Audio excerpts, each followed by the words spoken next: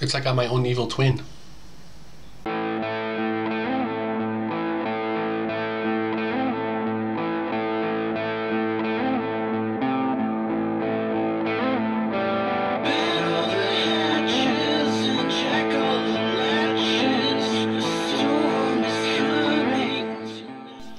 Hey all, it's Jason from GameRave.com, otherwise known as Danger Boy, and this is GameRaveTV. First and foremost, thank you everyone for subscribing and watching everything. We just passed 300 viewers right as the new year approached. I just want to welcome all the new viewers, all your old viewers, everyone in between, I guess.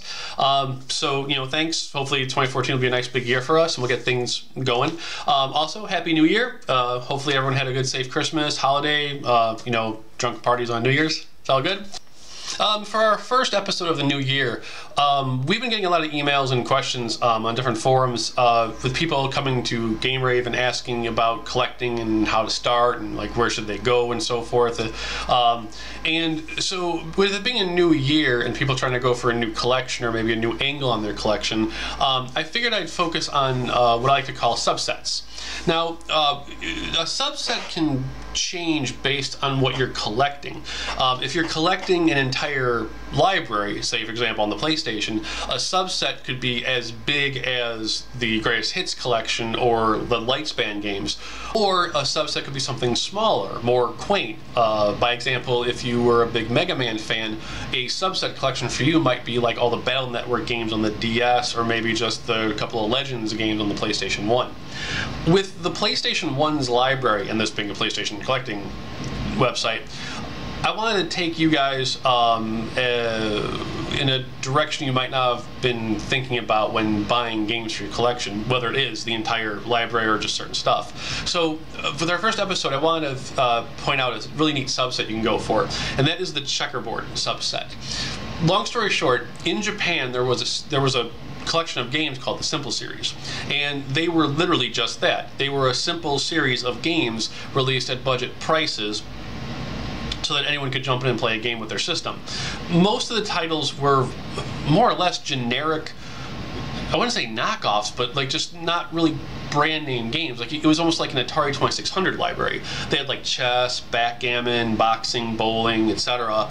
Although oddly enough, as the series went on and started transitioning into PlayStation 2, you actually did see brand name games in there, like Gundam and Bust a Move.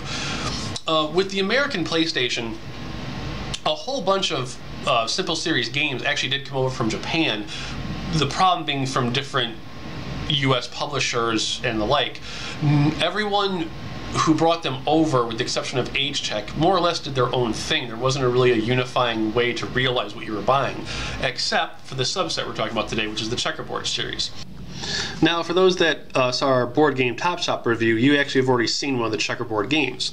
With AgeTec's release of the Simple Series games they brought out, instead of having the normal black ribbed binder corner, they actually designed their own checkerboard pattern that went on the inside and outside the case. Basically, in each square, it represented one of the genres they were bringing over, be it adventure, puzzle, sports, action, etc. And when you open the case, even the disc matched the artwork, which made it look really nice in the case and so forth. And then over here in the manuals, it shows you what all the different categories were. Now, as I said before, different companies brought out different Simple Series games, but AgeTec was the only company to actually unify them in that type of packaging.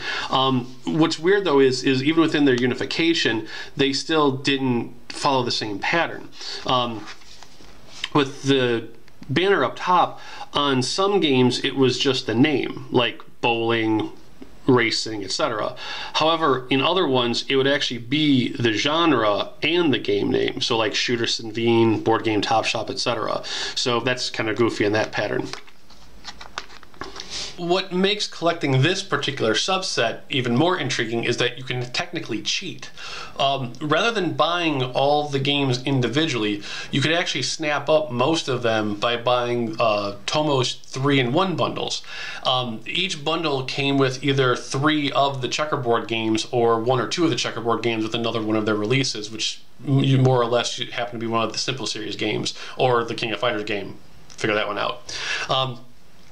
Right now, you'll see a complete list of all the games in the series that released in the checkerboard for collecting, and the complete list will be down below, or even at the website too, with the link from this video. But yeah, it's a really easy series to collect for. Like I said, you can actually just buy the triple packs or just collect the games individually. Now, while it's easy to collect for this subset, unless you're going for a complete set, the quality of the games in the subset is what's in question.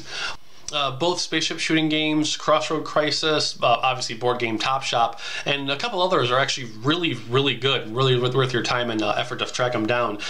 Some of the other ones like bowling and racing, even the snowboarding ones are literally live up to the simple term.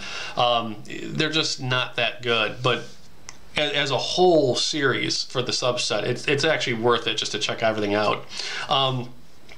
That being said, if you guys down the road ever want me to discuss other subset or like different angles to go for collecting things, just send me an email, drop me a line down below. We're good to go. That being said, our first episode of 2014 is done, and I shall see you guys next episode. Thanks, guys. Take care.